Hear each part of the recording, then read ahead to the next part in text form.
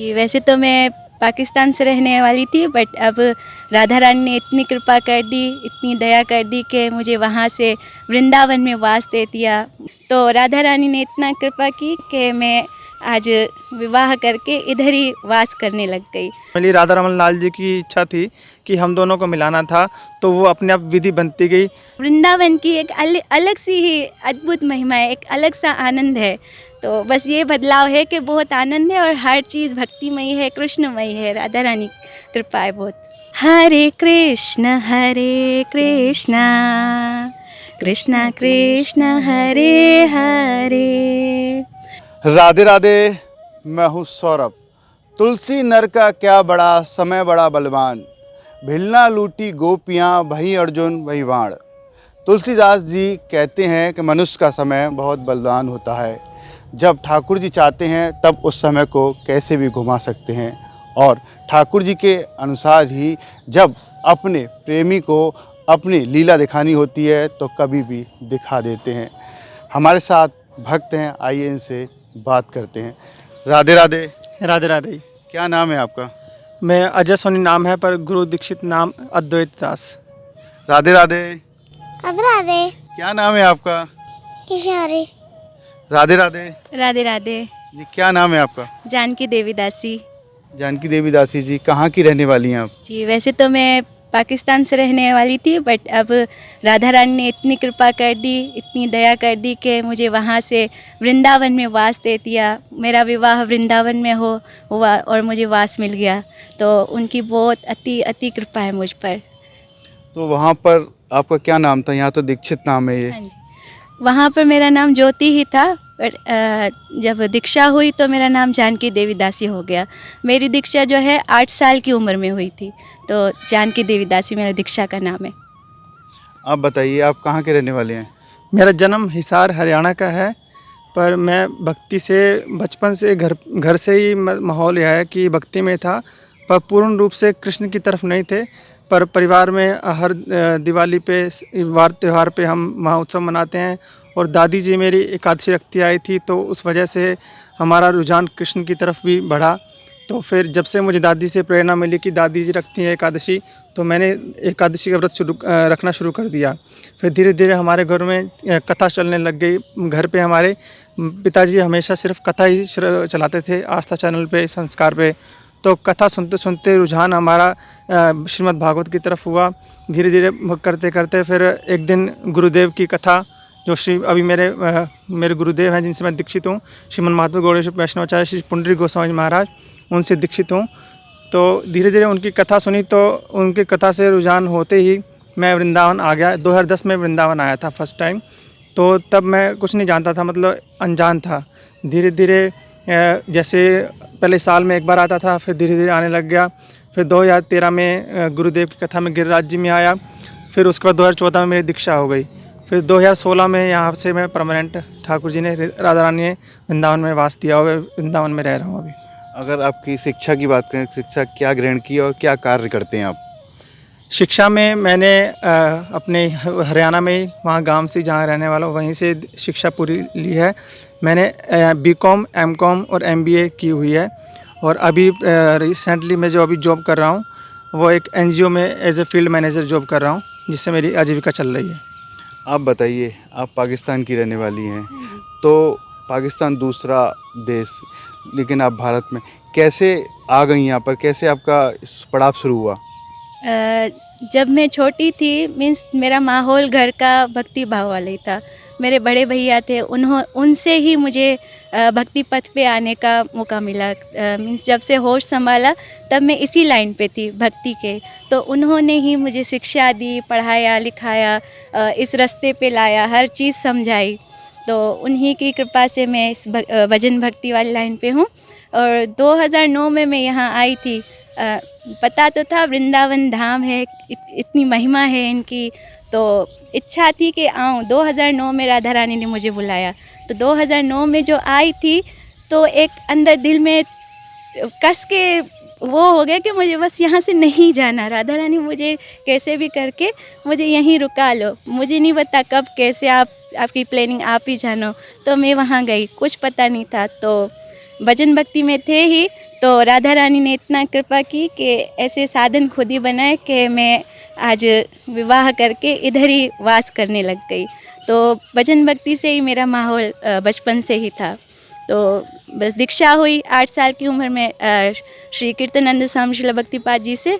तो बस ठाकुर जी के उधर मंदिर में सेवा करना, उनके पोशाक पहनाना, ये सेवा करती थी वहाँ। तो आप लोगों की शादी कैसे हो गई यहाँ पर? गुरुदेव की कृपा थी। गुरुदेव ने इनको देखा, फिर मेरे भी गुरुदेव जी की रजामंदी थी। तो बस इसी कृपा से हम लोग की शादी हुई कि ठीक है, सही है, भक्ति में है दोनों, तो हो गई शादी। ये तो ठीक कहा आपने, गुरुदेव ने देखा, लेकिन मिले कैसे आप दोनों? पाकिस्तान और इंडिया में मिले कैसे आप? हम पहले बात तो हमारी हुई नहीं थी, हम एक दूसरे को जानते नहीं थे। तो बात ऐसी थी कि इनके बड़े भैया जो हैं वो वृंदावन आते आते रहते थे। तो मैं अपने गुरुदेव की कथा में गुरुदेव के संग रहता था, तो उनकी सेवा में रहता था। तो ऐसे करके बात जब हुई तो इनके बड़े भैया गुरुदेव के दर्शन करने आए, तो बात चली। तो उन्होंने बोला कि ऐसे में मेरी बहन जो है वहाँ रहती है, मैं चाह रहा था कि कोई योग्य लड़का मिल जाए। तो गुरुदेव ने आज्ञा की और मेरे से मुझे बुला करके बात की। तो ऐसे करके जब बात आगे बढ़ी तो मैंने भी हाँ बोल दी। तो फिर हम दोनों ने उनके भैया ने नंबर शेयर किया कि एक दूसरे को देख लीजिए। तो विचार फिर हम दोनों के मिलते रहे। फिर हम कुछ समय तक बात करते रहे आपस में, काफ़ी साल तक। तो उसके बाद डॉक्यूमेंट अप्लाई किया और मैंने स्पॉन्सर करके इनको बुलाया, तो अभी साथ में रह रहे हैं। तो काफ़ी कठिनाई को सामना करना पड़ा होगा आपको, क्योंकि पाकिस्तान कोई यहाँ इंडिया में इतनी जल्दी तो आ नहीं जाता है। तो फिर कैसे आपने हिम्मत हुई कि पाकिस्तान की एक लड़की से शादी मुझे करनी चाहिए? बात ये थी, सबसे पहले अच्छी बात थी कि वैष्णव है, हिंदू है, तो ऐसा कोई मन में नहीं आया। कि बस यही दिमाग में था कि देश अलग है, वो अलग बात है, कि पाकिस्तान है तो वो ऐसा कोई मेरे मन में नहीं था। लोगों को लगता है कि बहुत बड़ी बात है पाकिस्तान, पर उस वक्त कोई मतलब ठाकुर जी समझ ली, राधा रमन लाल जी की इच्छा थी कि हम दोनों को मिलाना था। तो वो अपने आप विधि बनती गई, तो रास्ता बनता गया। तो जैसे ही उन्होंने बोला कि स्पॉन्सर आप ही कर सकते हैं, आपको ही अप्लाई करना पड़ेगा, तो मैंने फिर अपने डॉक्यूमेंट वहाँ भेजे। तो यहाँ उनके डॉक्यूमेंट गए, तो वहाँ से सब इस्लामाबाद वगैरह से फ़ोन आया, तो उनकी वेरिफिकेशन सब हुई। तो मैंने इनको हुआ तो इनका वीज़ा लग गया। उसके बाद से यहाँ पे शादी के मतलब इनका जो वीज़ा लगा है वो शादी के लिए ही लगा है कि यहाँ आकर के शादी करके रह सकती है, तो मतलब इलीगली ही रह रही है। तो आप बताइए, कभी आप पाकिस्तान गई हैं शादी के बाद? नहीं, अब तक नहीं गई मैं। 2019 में मेरी शादी हुई है और अब तक मैं नहीं गई। तो कभी आपका मन नहीं किया आप कभी ससुराल जाएं, इनको ले जाएं, ऐसा कभी हुआ है आपको जाने का? बात जाने की बात है कि माहौल ऐसा नहीं है वहाँ जाने के लिए, क्योंकि हम लालच भी नहीं है। क्योंकि मेन तो यह है कि भक्ति के रास्ते पे हैं और राधा रमन लाल जी की शरण में हैं और गुरुदेव की कृपा है। तो ऐसा मन में नहीं आया कि हमें बाहर घूमना है। हम तो विदेश देश या दूसरे शहर भी नहीं जा पाते, क्योंकि मन में ऐसे है कि वृंदावन वासी रहे, वृंदावन से बाहर ना जाना हो। संतों से सुना है, गुरुदेव से सुना है कि वृंदावन वास कीजिए, और गुरुदेव की कृपा भी है कि उन्होंने यही आशीर्वाद दिया कि वृंदावन वास करो। तो मन ही इच्छा नहीं होती कि जाने की। वो बात अलग है कि समय आएगा जब हालात ठीक होंगे, बिना कुछ ऐसे कुछ नहीं होगा, तब ये होगी, तब समय बताएगा। अभी तो कोई इच्छा नहीं जाने की, ना इसकी ना मेरी। फैमिली वाले तैयार कैसे हो गए आपके? फैमिली वाले तैयार थे, उनको भी कोई दिक्कत नहीं थी। उनको यही था कि हिंदू है, वैष्णव है, कोई दिक्कत नहीं है। पर घर वालों को एक बार ऐसा लग रहा था कि देश सही नहीं है। तो गुरुदेव ने बोला था कि देश की वजह से है, बाकी कोई दिक्कत नहीं है। तो फिर वही है कि राधा रमन लाल जी की इच्छा थी, उन्होंने की लीला की, और डॉक्यूमेंट का सब एकदम से मतलब स्मूथली चलता गया और सब लीगली होता होता और आज वास कर रहे हैं वृंदावन। आप बताइए, वहाँ का माहौल कैसा है? मतलब यहाँ तो एकदम अलग है, कुछ मिल पा रहा है यहाँ पे ऐसा कुछ माहौल? ये जिस शहर में मैं रहती थी उथल, तो वहाँ का माहौल अच्छा था। मीन्स वहाँ पे भजन भक्ति सब कुछ अलाउ था, सब कुछ एकदम सही था। रथ यात्रा होती है, बहुत सारे जो फेस्टिवल्स हैं बहुत अच्छे से मनाए जाते हैं। पर उथल से बाहर जो है वो अच्छा नहीं है, वहाँ हालात अच्छे नहीं होते। पर हमारे उथल शहर में अच्छा माहौल है कि वहाँ भजन भक्ति अच्छे से कर सकते हैं हम लोग। तो आप भी वहाँ पर भक्ति करती थी? हाँ जी बिल्कुल, मैं तो बचपन से ही उथल ईश्वर जी हैं वहाँ सेवा करती थी। वहाँ एक बड़ा मंदिर है उथल ईश्वर जी का, तो वहीं मैं सेवा करती हूँ बचपन से। तो आपकी फैमिली कहती नहीं है कि कभी यहाँ पर आइए? और जब शादी हो रही थी मना नहीं किया उन्होंने, आपके मम्मी पापा? जी, मेरे भैया तो यहीं रहते हैं मुंबई में, तो मीन्स उन्होंने देखा इनको कि सही है, सब कुछ सही है, भक्ति लाइन में है, गुरुदेव जी की भी कृपा है, तो उन्होंने जो है इतना वो नहीं किया, राज़ी हो गए। तो आने की बातें तो बोलते तो हैं आओ, पर मैं बोलती हूँ वृंदावन छोड़ के अब इच्छा नहीं होती वहाँ आने की, आप लोग आ जाओ। कितना बदला आपका जीवन शादी के बाद यहाँ पर आकर? जी, भजन भक्ति तो थी वहाँ पर भी, यहाँ पे वृंदावन वास मिला। यहाँ की जो गली गली में जो जो वातावरण है एकदम भक्तिमय है, तो एक वृंदावन की एक अलग सी ही अद्भुत महिमा है, एक अलग सा आनंद है। तो बस ये बदलाव है कि बहुत आनंद है और हर चीज़ भक्तिमय है, कृष्णमय है, राधा रानी कृपा है बहुत। जब वहाँ पर आपकी शादी नहीं हुई थी तो वहाँ चंदन लगाती थी पाकिस्तान में, गले में कंठी पहनती थी, जाप करती थी आप? हाँ जी, बिल्कुल, वहाँ कंठी भी पहनते थे, चंदन भी लगाते थे और हरि नाम चादर भी ओढ़ते थे। हमारा शहर एकदम अच्छा था भजन भक्ति के लिए, तो सब कुछ भजन जाप वगैरह सब होता है वहाँ। तो आपकी जब से शादी हुई है तो एक बेटी भी है, तो कैसा माहौल दे रहे हैं आप इनको? हम जैसा कि शुरू से कथा सुनते आ रहे हैं, संतों की सुनिए, इतना ज्ञान तो नहीं है, पर थोड़ा बहुत जो थोड़ा बहुत भी सुनने को मिला है, श्रवण करने को मिला है, जो समझ मिली है कि बचपन से ही संस्कार देने चाहिए बच्चों को। पर ठाकुर जी की ऐसी कृपा रही कि हमने इसको गर्भ से ही संस्कार दिए हैं।